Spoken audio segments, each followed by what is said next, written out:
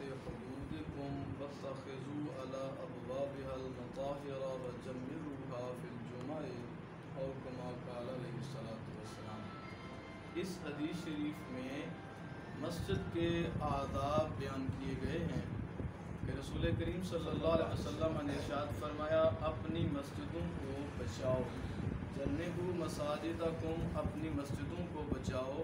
اس کے بعد 8 چیزوں کا ذکر کیا، صبیانکم، بچوں سے، ومجانینکم، اور پاگل اور دیوانے لوگوں سے،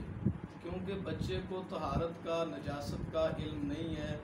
پاکی اور پلیدی کے امتیاز کا اس کو پتہ نہیں ہے، ممکن ہے وہ نجاست کو لے کے مسجد میں آ جائے، مسجد میں آ کے نجاست کر ڈالے، تو یہ خدشہ ہے، اس لیے ایسے بچوں کو مسجد میں لانے سے پرہیز کیا جائے۔ ہاں اگر بچہ ان ساری چیزوں کو سمجھتا ہے اور دین سیکھنے کے لیے ایسے بچوں کو مسجد میں پھر لایا جا سکتا ہے۔ تو فرمایا چونکہ یہ جو دیوانے اور پاگل لوگ ہیں انہیں بھی پتہ نہیں ہے کہ میں نے پاؤں کہاں رکھے ہیں اور اب کہاں رکھنے ہیں، ان کو پاک کیا ہے یا نہیں کیا ہے، تو بچوں کو اور دیوانے لوگوں کو مسجد سے دور رہنے کا حکم دیا گیا ہے، اور ہمارے اختیار میں ہے کہ ہم ان کو مسجد سے دور رکھنے کی کوشش کریں۔ اس کے بعد فرمایا شراءکم و بیعکم، مسجد کو بچاؤ خرید و فروخت سے، کیونکہ یہ اللہ کے ذکر کے لیے بنائی گئی ہے، اللہ کی عبادت کے لیے بنائی گئی ہے، تو خریدنا اور بیچنا یہ مکمل دنیا داری میں آتا ہے، تو اس لیے خرید و فروخت کرنا اور خرید و فروخت کا اعلان کرنا، مساجد کو اس چیز سے بچایا جائے۔ اگلے جملے میں ارشاد فرمایا وَخَصُومَاتِكُمْ وَرَفْعِ أَصْوَاتِكُمْ،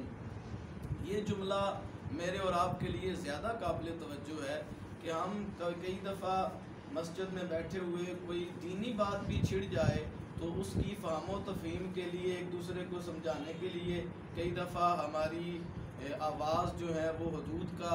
سے باہر ہو جاتی ہیں، تو فرمایا وَخَصُومَاتِكُمْ، اپنے جھگڑوں سے مسجد کو بچاؤ، وَرَفْعِ أَصْوَاتِكُمْ، اپنی آوازوں کو بلند کرنے سے مسجد کو بچا کے رکھو۔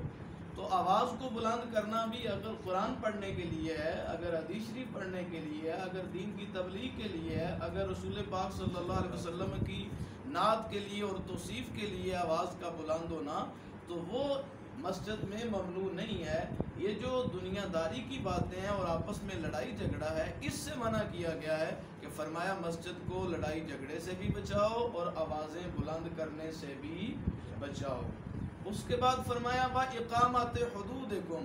مسجد میں حد قائم نہیں کی جائے گی۔ جہاں اسلامی معاشرہ ہونا وہاں چوری کرنے والے کا ہاتھ کاٹا جاتا ہے، یہ تقریباً آسان سزا ہے ساری سزاؤں میں سے میرے اور آپ کے سمجھنے کے حوالے سے۔ زانی کی الگ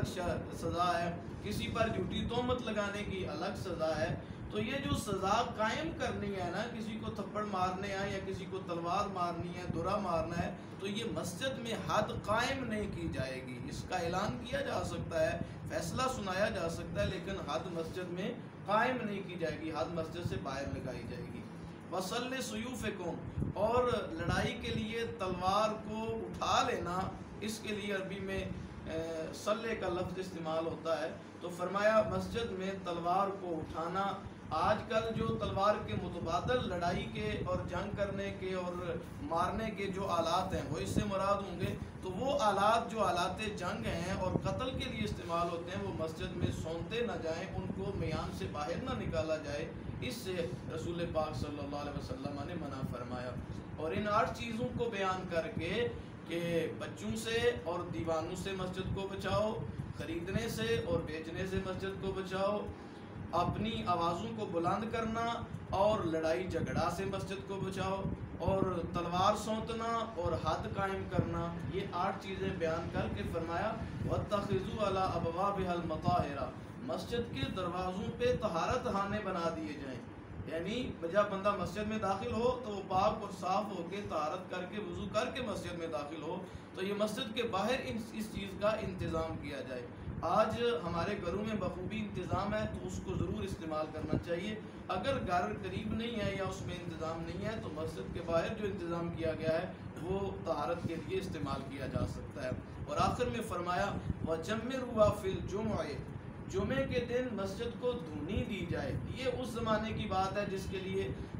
خوشبو کے لیے لکڑی کو جلا کے خوشبو عام کی جاتی تھی۔ آج کل اس کا متبادل انتظام ہو چکا ہے، تو مطلب یہ ہے کہ جمعے کے دن مسجد کو اس طرح سے صاف کیا جائے کہ مسجد میں بیٹھنے کو جی چاہے، وہاں اللہ کا ذکر کرنے کو جی چاہے، خوشبو لگائی جائے۔ اللہ تعالی ہمیں مسجد کے ان آداب کا خیال رکھنے کی توفیق عطا فرمائے۔ دوسری احادیث میں بھی کچھ چیزیں بیان کی گئی ہیں، آج ہم اسی چیز پہ اکتفا کرتے ہیں کہ اللہ تعالی ہمیں مسجد کے آداب کا خیال رکھنے کی